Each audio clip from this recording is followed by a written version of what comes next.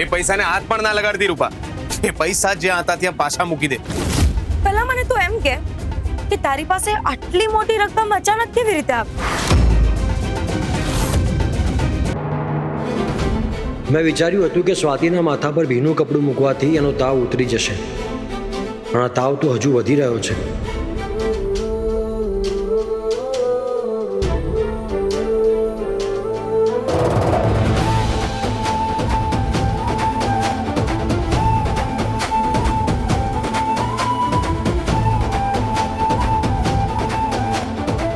હવે વૈદ્યરાજના કહ્યા પ્રમાણે મારે એનું આખું શરીર આ ઠંડા પાણીથી લૂછવું જ પડશે.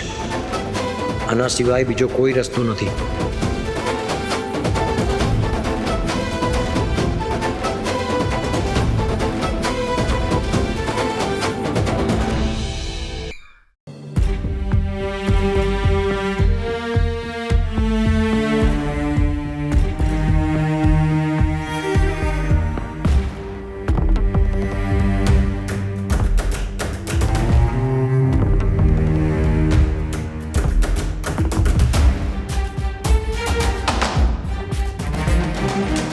સિદ્ધાર્થ,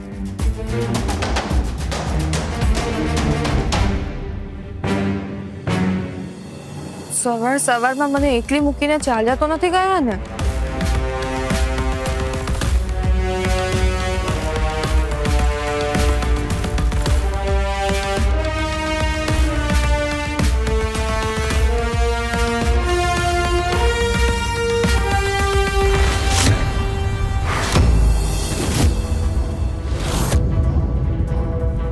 મારી સાડી કાલે મેં આ તો નથી પહેરી, તો પછી રાત્રે સાડી કોણે બદલી?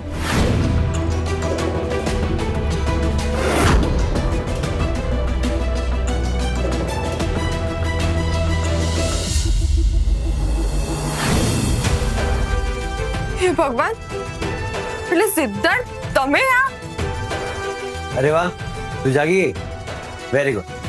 ચાલ હવે ગરમા ગરમ સૂપ પી લે એટલે તને સારું લાગશે.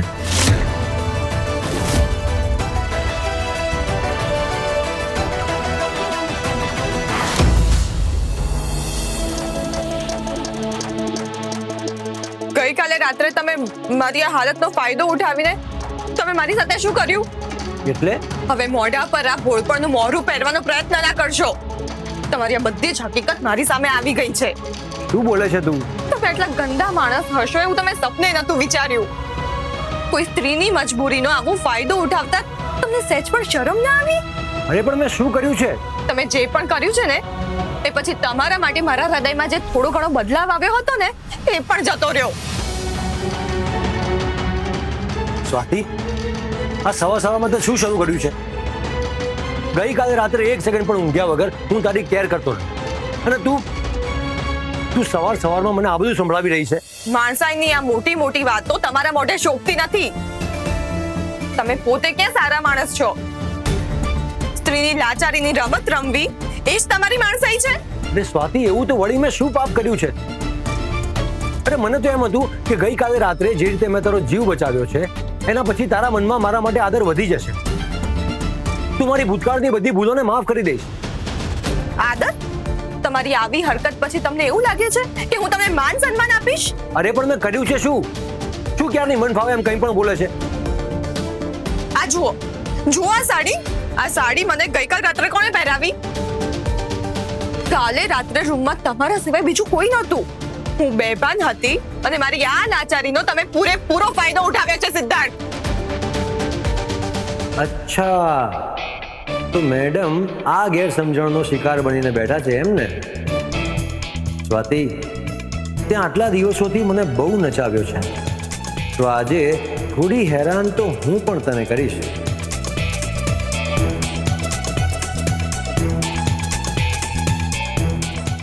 બોલો ને, કેમ ચૂપ થઈ ગયા? ઓહો, તો આટલી નાની વાત પર તું ગુસ્સો કરે છે એમ? કમ ઓન સ્વાતિ, તું જ તો હંમેશા મને ટોન્ટ મારતી હોય છે કે હું પતિ તરીકેની કોઈ ફરજ નથી નિભાવતો, તને પત્ની તરીકેનું સન્માન નથી આપતો. તો બસ ગઈકાલે રાત્રે મેં તારી સેવા કરી, તારી દવા કરાવી, અને પછી રાતે સિદ્ધાર્થ, તમે તમે સાવ લાજ શરમ વગરના માણસ છો. મારા જીવનની સૌથી મોટી ભૂલ હતી કે મેં તમારા જેવા માણસ સાથે આવવાનો અને તમારી પર વિશ્વાસ કરવાનો ગુનો કર્યો.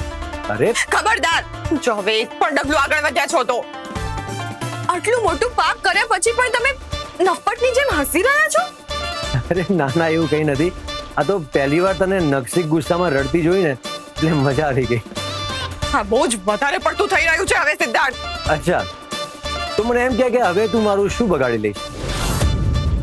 ના એટલે તું પોલીસ સ્ટેશન જઈને કમ્પ્લેન લખાવીશ? શું લખાવીશ કમ્પ્લેનમાં?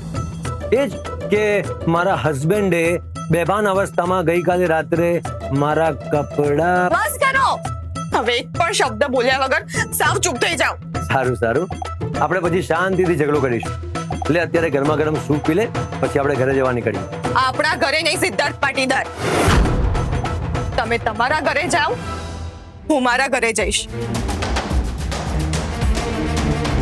હવેથી હું તમારા જેવા માણસ સાથે એક છત નીચે રહેવાનું તો શું, મોઢું જોવાનું પણ પસંદ નહીં કરું.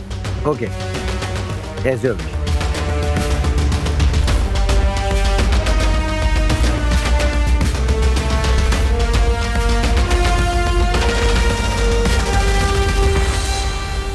ભાભી, લો આ ગઈકાલ રાતની તમારી સાડી આખી સરસ સુકાઈ ગઈ છે. પણ આ સાડી તમારી પાસે ક્યાંથી આવી? કાલે રાતે સાહેબ છે ને તમારા હાથ પગ ટાઢા પાણીથી લૂછતા હતા, ત્યારે પાણીના લીધે તમારી આખી સાડી સાવ પલળી ગઈ હતી. તો પછી મને સાડી બદલાવી કોણે? મેં.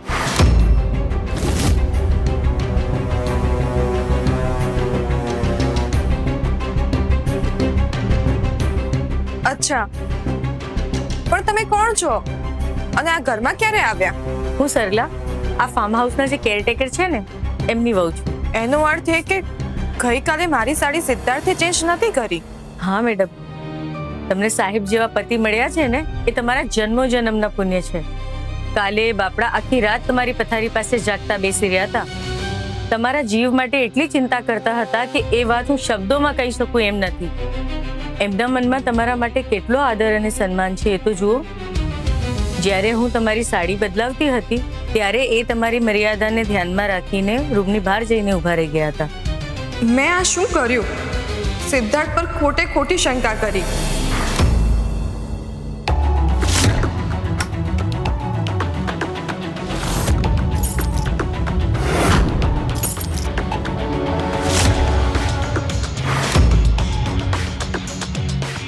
ચાવી મારા હાથમાં પાછી મૂકી દે રૂપા. એ મારી તને વોર્નિંગ છે. આ ચાવી જોઈએ છે ને તને?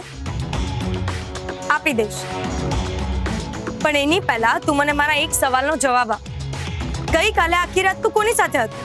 મારા એક ફ્રેન્ડની બર્થડે પાર્ટી હતી એટલે હું ત્યાં રોકાઈ ગયો. વાહ, હજી કેટલું જુઠ્ઠું બોલીશ તું રાહુલ.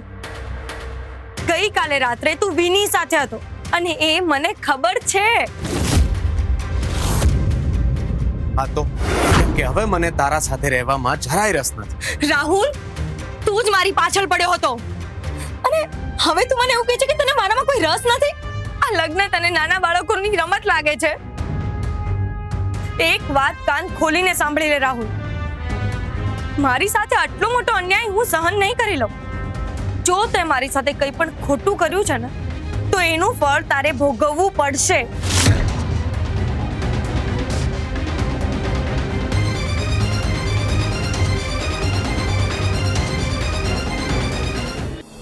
એ પૈસાને હાથ પણ ના લગાડતી રૂપા. એ પૈસા જ્યાં હતા ત્યાં પાછા મૂકી દે. પહેલા મને તો એમ કે તારી પાસે આટલી મોટી રકમ અચાનક કેવી રીતે આવી?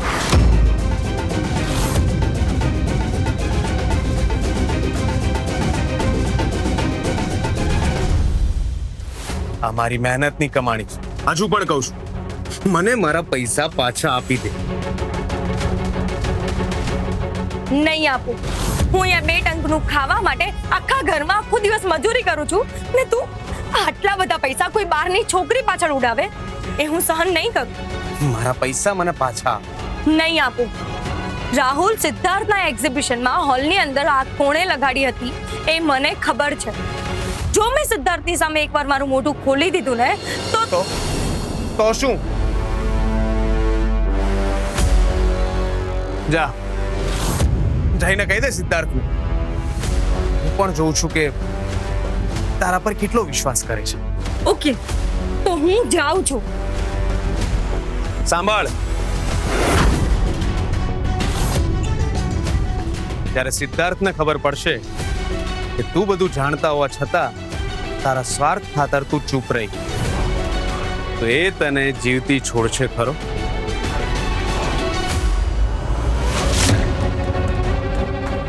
જો બરબાદીની આગ લાગશે ને રૂપા, તો એમાં સૌથી પહેલો મારો આશરો છૂટશે, પણ એ જ આગમાં તારો આખો સંસાર પણ બળી જશે. હું તને આ ઘરની બહાર કઢાવીને રહીશ અને એની માટે જો આ રસ્તો.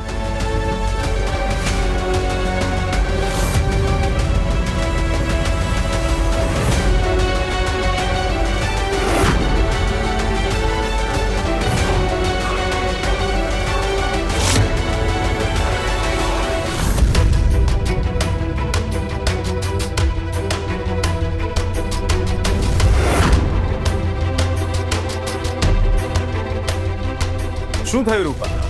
આ ડરના માટે મોઢું કેમ નાનું થઈ ગયું?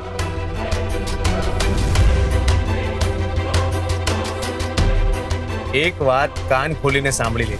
તું જે સ્કૂલમાં ભણીને આવી છે ને, એ સ્કૂલના રૂલ્સ અને સિલેબસ મેં બનાવ્યા છે. મને બરબાદ કરવાની, સિદ્ધાર્થને બધું કહી દેવાની ધમકી આપવાની ભૂલથી પણ ના. રાહુલ, મારી વાત હજી પૂરી નથી થઈ. બહુ ઉછળી લીધું તે આટલા બધા દિવસ. હવે જે હું કહી રહ્યો છું ને એ બધું જ એકદમ શાંતિથી તારા મગજમાં ઉતાર. શું? આટલા બધા દિવસ તે પેલી એક્ઝિબિશનની આગના નામે મને બહુ બ્લેકમેલ નહીં. હવે માત્ર બસ એક વાર જ તું મને બ્લેકમેલ કરવાનો પ્રયત્ન કરી જો, અને પછી આ વિડીયો સીધો સિદ્ધાર્થના હાથમાં ના પહોંચાડું તો મારું નામ રાહુલ,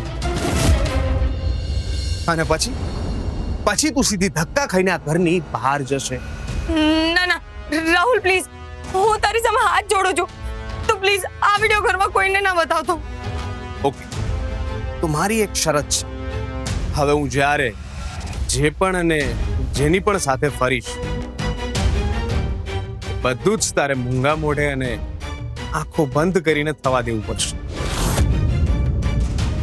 મને કોઈ પણ કામમાં રોકવાનું કે સવાલ પૂછવાની હિંમત કરી છે તો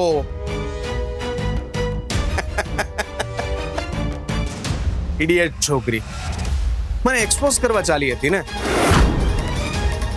એ કોડીની ઓકાત નહીં અને 4 કોડીના સપના.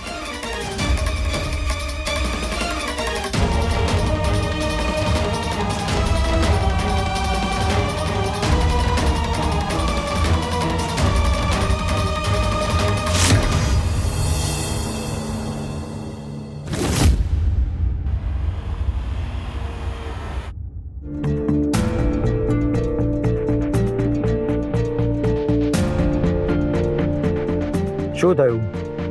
શું જોઈએ છે તારે? શું જોઈએ છે એટલે? મારે કંઈ નથી જોઈતું. કંઈ નથી જોઈતું તો પછી વચ્ચે આમ ત્રાસી નજરે મારી સામે શું જોઈ રહી છે? એ તો તમે પણ મારી સામે જોઈ જ રહ્યા છો ને. બાકી તમને કેવી રીતે ખબર પડી કે હું તમારી સામે જ જોઈ રહી છું?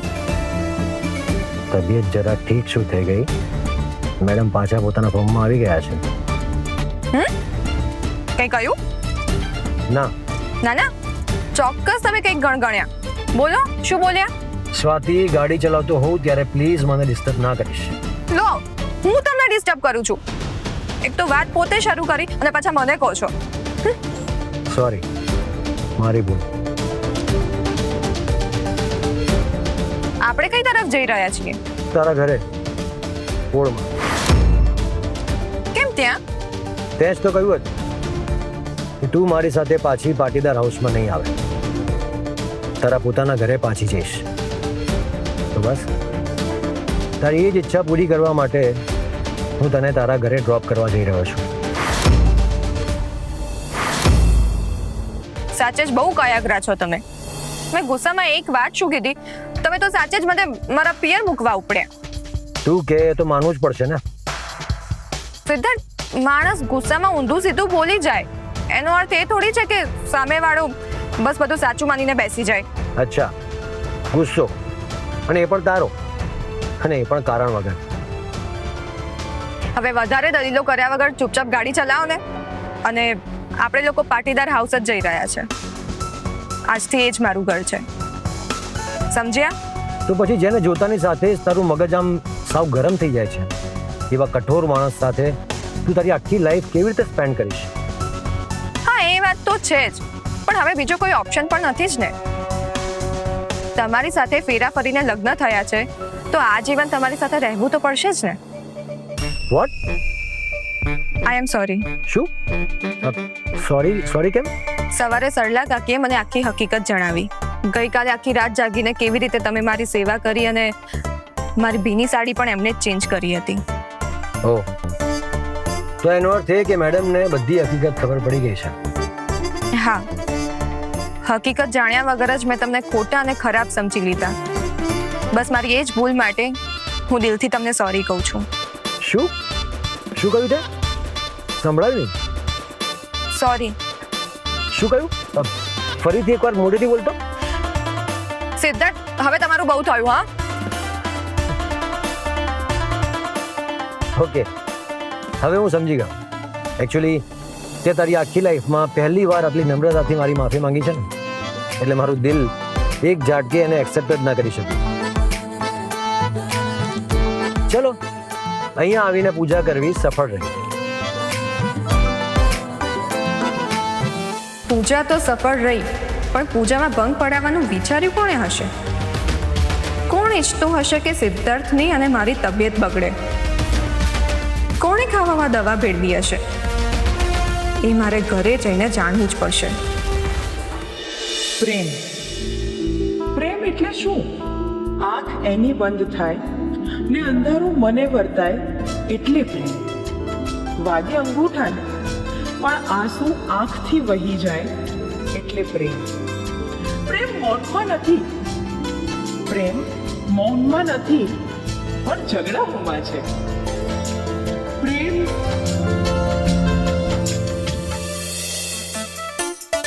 શું થયું? ગાડી કેમ ઊભી રાખી? તે ટેપ કેમ બંધ કર્યું? બકવાસ કરતી હતી, એક નંબરની ચીબાવતી.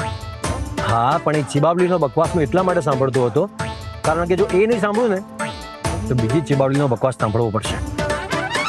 એટલે હું બકવાસ કરું છું? ચલો, તે એ તો માન્યું કે તું ચીબાવલી છે. સિદ્ધાર્થ, મારે છે ને તમારી સાથે વાત જ નથી કરવી. પ્રોમિસ? એટલે હું તમારી સાથે વાત કરું છું એ તમને નથી ગમતું? તું વાત કરે છે ક્યારે? તો આખો દિવસ હું શું કરું છું? ઝઘડો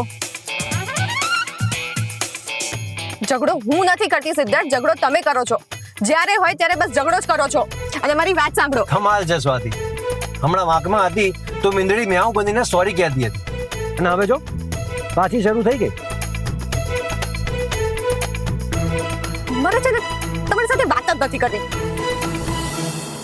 જાગને જાદવા રસના ગોવાળિયા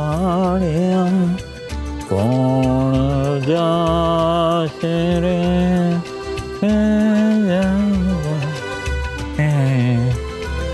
જાદવા.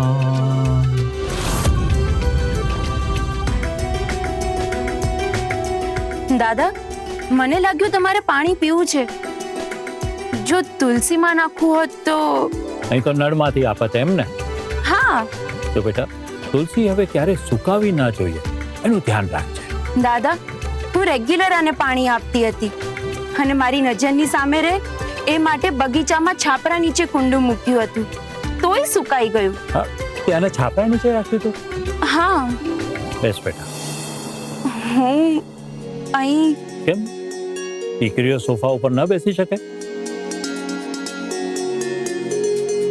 જો બેટા, માત્ર તુલસી જ નહીં, આ દુનિયામાં કોઈ પણ વસ્તુ, વ્યક્તિ કે સંબંધને જીવતો રાખવો હોય ને તો એને તડકો તો આપવો જ પડે. છાંયડો સંબંધ હોય, છોડ હોય કે માણસ, એને લાંબા સમય સૂકવી જ નાખે છે. દાદા, તમે તો બહુ ઊંડી વાત કરી દીધી. અને સાચું કહું ને તો આપણી સ્વાતિનું તુલસી જેવું જ છે. આપણા સ્વાતિ ભાભી? હા બેટા, તે આંગણામાં હોય તો શોભા વધારે, ચામાં સ્વાદ વધારે અને રસોઈમાં એને પ્રસાદ બનાવે અને બીમારીમાં દવા બનીને રોગ મટાડે. હા, આપણા સ્વાતિ ભાભી એકદમ આવા જ છે. એ જીવી પણ જાણે અને જીરવી પણ જાણે.